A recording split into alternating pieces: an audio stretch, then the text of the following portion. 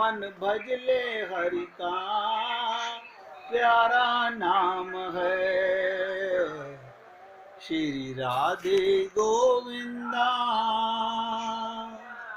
मन भजले हरि का प्यारा नाम है, गोपाला हरि का प्यारा नाम है, नंदलाला हरि का प्यारा नाम है, श्री राधे गोविंदा।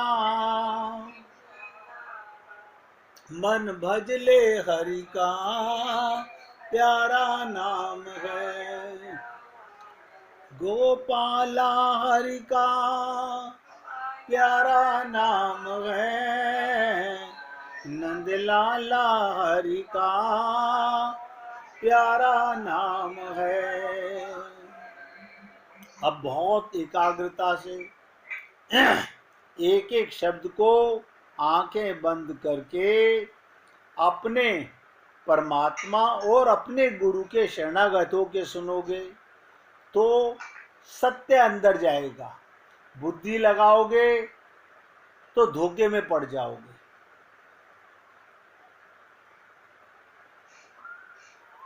क्या कहा चैतन्य चरित्रामृत में, विषय शक्ति शून्य, गोपी संबंध, गोपी प्रेम। अब ध्यान से सुनेंगे। गोपियां अपने तन, अपने मन, अपने धन रूप, अपने यौवन, लोक परलोक सबको भगवान की सुख सामग्री समझकर श्री कृष्ण सुख के लिए शुद्ध अनुराग करना ही पवित्र गोपी भाव है। अपना सब कुछ समर्पित करना कृष्ण प्रेम के लिए, ये गोपी भाव है। इस गोपी भाव में मधुर रस, अमृत रस की प्रधानता है। और ये रस भी कई बार आपसे निवेदन किया, 5 प्रकार का है। शांत भाव का, दास्य भाव का, सखा भाव का, वात्सल्य भाव का, माधुर्य भाव का। केवल ऐसा मत समझिएगा कि कौशल्या अपना पुत्र मान के कृष्ण को दुग्धपान कराती है। जिस गोपी ने भी, ध्यान से सुनो, जिस गोपी ने भी भगवान को अपना पुत्र माना, भगवान उसके स्तनों का दुग्धपान करते हैं। मानने की बात है।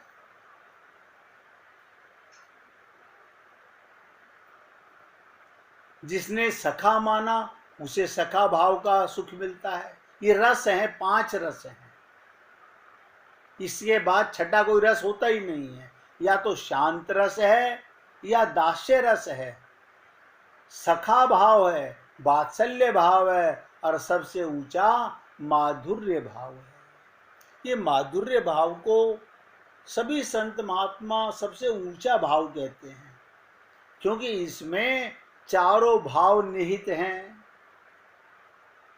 बड़े कमाल है ऐसा माधुर्य भाव। जब चाहो उसे पुत्र मान लो, जब चाहो उसे प्रीतम मान लो। है संसार में कोई ऐसा अपने पुत्र को प्रीतम मान ले? नहीं मान सकते। केवल माधुर्य प्रेम ऐसा है।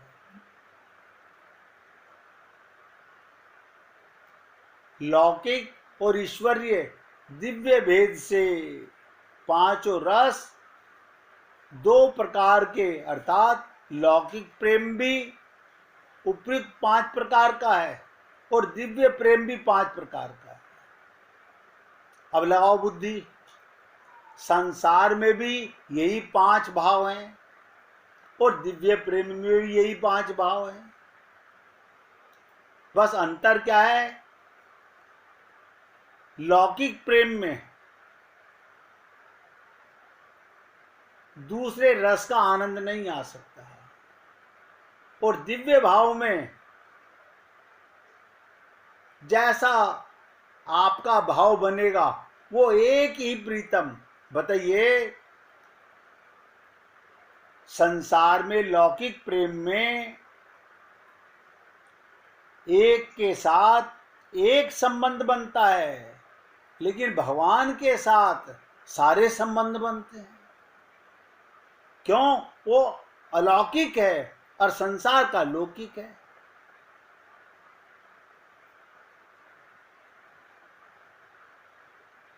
इसीलिए माधुर्य प्रेम में भी इन पांचों में मधुर रस, इसे कांता प्रेम सबसे ऊंचा है, क्योंकि इसमें फिर बता रहा हूं, शांत, दास्य, सखा, वात्सल्य, ये चारों रस विद्यमान हैं।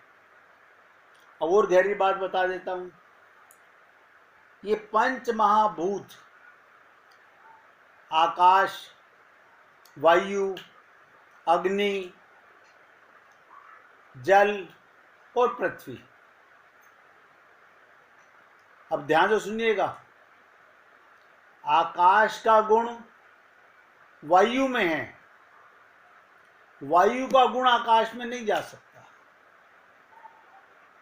आकाश का गुण वायु में है, लेकिन वायु का गुण आकाश में नहीं जा सकता। वायु का गुण अग्नि में है, लेकिन अग्नि का गुण वायु में नहीं जा सकता।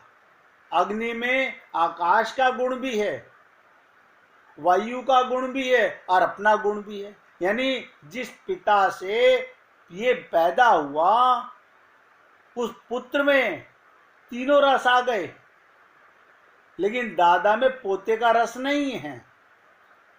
अब इसी प्रकार से जल के अंदर उससे ऊपर के चारों गुण हैं। अग्नि का गुण भी है जल के अंदर, वायु का गुण भी है उसके अंदर, आकाश का गुण भी है उसके अंदर, और सबसे बड़ी विशेषता बताता हूं, धरती, इसमें पांचों गुण है। धरती का मतलब क्या? सर्वगुण संपन्न, इसे मां का रूप दिया गया है। उसी पृथ्वी से, उसमें आकाश का गुण भी है, उसमें वायु का गुण भी है, उसमें अग्नि का गुण भी है, उसमें जल का गुण भी है और उसमें अपना गुण भी है। इसी प्रकार ये माधुर्य प्रेम है जिसमें सर्वगुण संपन्न है।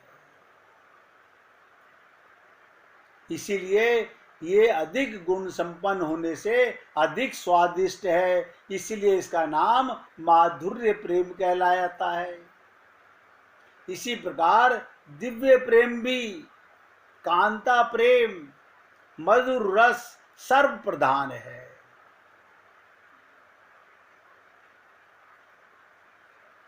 शांत और दास्य रस में ध्यान दो, आप भगवान के शांत भाव से ध्यान करते हो, दास्य भाव से भगवान मेरे स्वामी हैं, मैं उनका सेवक हूं, ऐसा भाव रहता है शांत में और दास्य भाव में। इसका कुछ अलगाव सा भय है और संकोच भी है। अपने स्वामी के सामने भय भी है और संकोच भी है, परंतु सखा भाव में और वात्सल्य भाव में और माधुर्य भाव में, देखिएगा, पहले दो भाव में संकोच भय है, बाद के तीन, जिसे सखा भाव, वात्सल्य भाव और माधुर्य भाव में भगवान अधिकाधिक निज जन करीब आ जाते हैं, अपने प्यारे हैं, अपने प्रियतम हैं। इनमें भगवान ऐश्वर्यों को बुलाकर, अब ध्यान से समझिएगा, भगवान अपना ऐश्वर्य बुला देते हैं, अपनी विभूतियों को छुपाकर सखा बन जाते हैं। अब आप सोचिए, भगवान की पीठ पर चढ़कर उनके सखा उन्हें घोड़ा बनाकर उनके पेट में दुलत्ती मार रहे हैं और भगवान खुश हो रहे हैं। भगवान अपने सखाओं का मुख से छीन छीन के खा रहे हैं। सखा भाव है।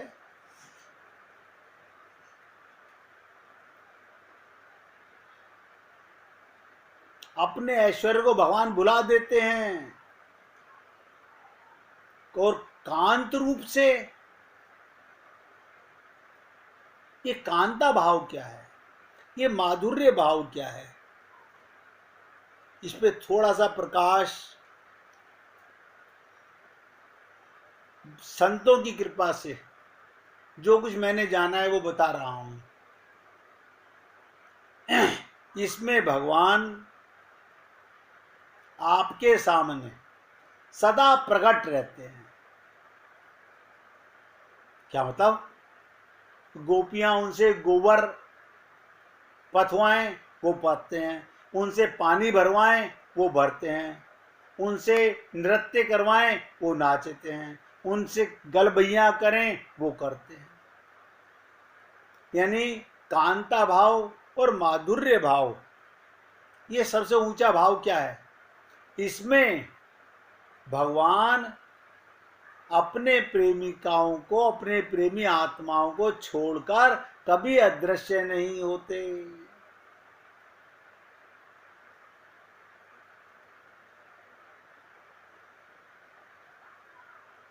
अदृश्य नहीं होते, भगवान अपनी विभूतियों को छुपा लेते हैं। इन रसों से प्रार्थना कामना है। ध्यान से सुनिएगा, इन रसों में कामना है ही नहीं। अपने निज जन से प्रार्थना कैसे, आप बताइए? अब कोई पत्नी अपने पति से प्रार्थना करेगी? उसका अधिकार है। कोई भाई भाई से प्रार्थना करेगा? उसका सब कुछ अपना ही तो है। इनमें कांता भाव सर्वप्रधान है। वहां मांगना नहीं पड़ता, वहां सदा प्रेजेंट रहना पड़ता है। ये कांता भाव है। इसे पत्नी भाव से भी ऊंचा कहा गया है। इसीलिए भगवान श्री कृष्ण की पटरानियों से भी ऊंचा भाव इन गोपियों को मिला। ये समझने के लिए बड़े बड़े ऋषि मुनि बुद्धि लगा के हार जाते हैं कि पत्नियां पीछे रह गईं और प्रेमिकाएं आगे निकल गईं, क्योंकि उनका सब कुछ अपना तो है।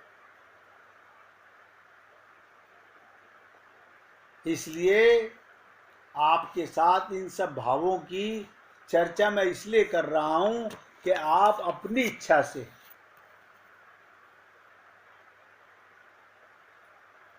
अपनी इच्छा से जो आपको प्रिय लगे, मैं तो केवल बताने वाला हूं, आप शांत भाव से, दास भाव से, सखा भाव से, वात्सल्य भाव से या माधुर्य भाव से,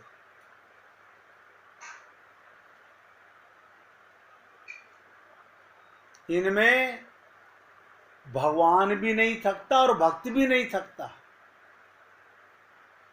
क्योंकि ये मालिक की सेवा नहीं है। नोट करो,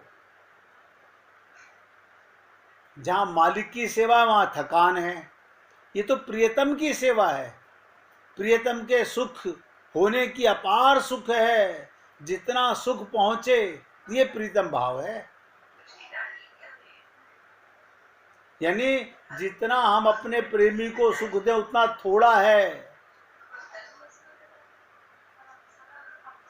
इस भाव में कहते हैं जितना मेरे प्रियतम को सुख अधिक पहुंचेगा। भाई जी आवाज बंद कर लीजिए।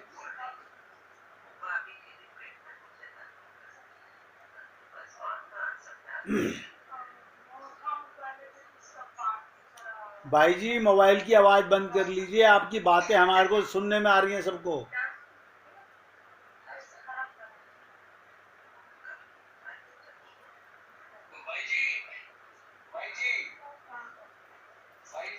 अब भाई जी बात कर रही है तो आपको कैसे सुनेंगे?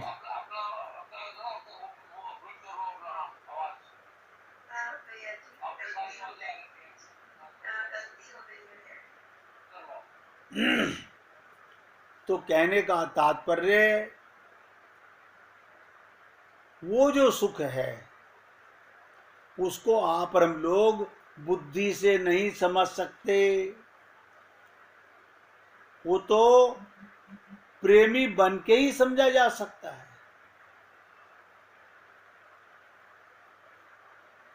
एक लीला सुन लीजिए,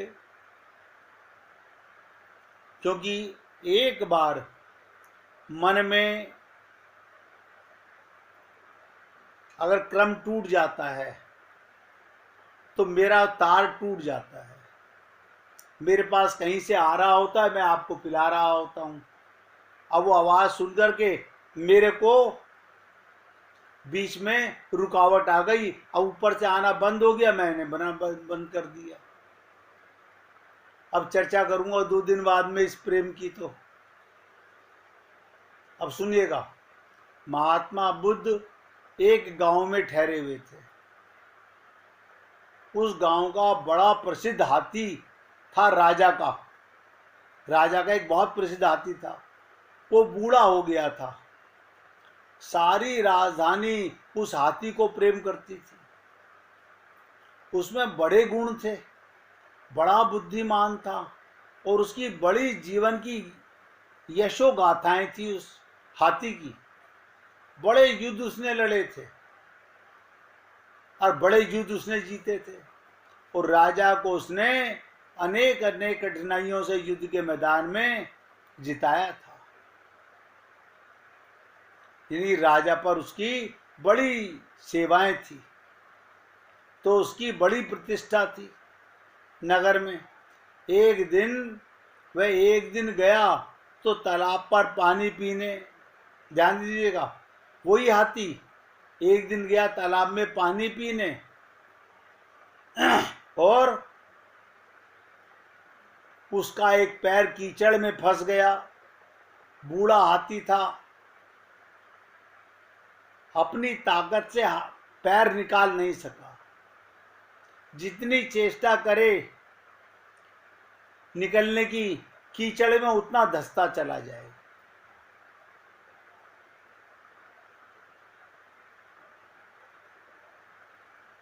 अब हाथी घबराकर बैठ गया कीचड़ में, वो अपनी ताकत से बाहर नहीं निकल सका। देखो, जिसने लाखों हजारों युद्ध जिताए अपने राजा को, जिसका बहुत सम्मान था, राजमहल में खबर पहुंची उस हाथी का जो बूढ़ा महावत था वो तो कभी का अवकाश प्राप्त कर चुका था। नए महावत को भेजा गया, उन्होंने उसे बड़े भाले मारे, बहुत सताया, निकालने की कोशिश की, लेकिन बूढ़ा तो वैसे ही बूढ़ा था।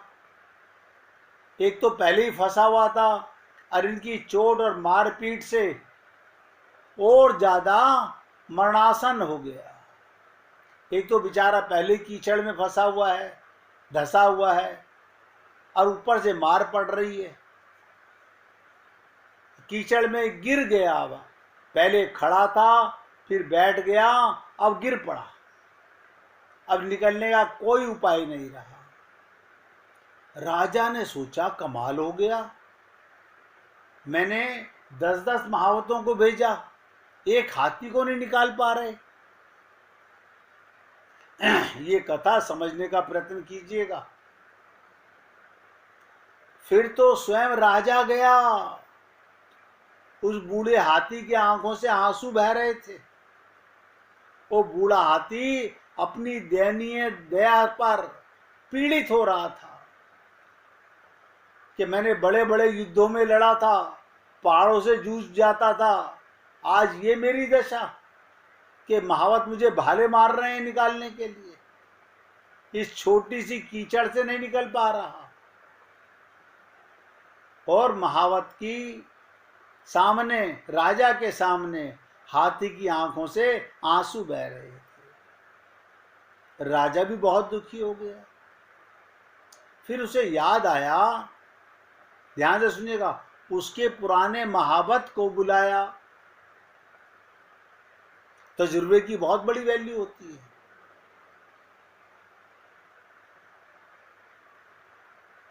पुराने महावत को बुलाया जो रिटायर होके जा चुका था। उस बूढ़े को खोजा गया, शायद वो कुछ जानता हो निकालना, वो इसके साथ जिंदगी भर रहा है, उसे कुछ राज पता हो। वो बूढ़ा जब आया अपने गांव से, सारी राजधानी इकट्ठी हो गई, बुद्ध के शिष्य भी इकट्ठे हो गए। पास ही बुद्ध ठहरे हुए थे, पास में ही महात्मा बुद्ध भी ठहरे हुए थे। अब कथा का गूढ़ तत्व, रहस्य समझने की बात है। 1 मिनट भगवान का कीर्तन कीजिए, उसके बाद चर्चा करूंगा। और जिस किसी को अपना भजन सुनाना हो, इस कथा के बाद वो भी निकाल के रखिएगा। श्री राम जय राम, जय जय राम। श्री राम जय राम, जय जय राम। श्री राम जय राम, जय जय राम। श्री राम जय राम, जय जय राम। श्री राम जय राम, जय जय राम। श्री राम जय राम, जय जय राम। श्री राम जय राम।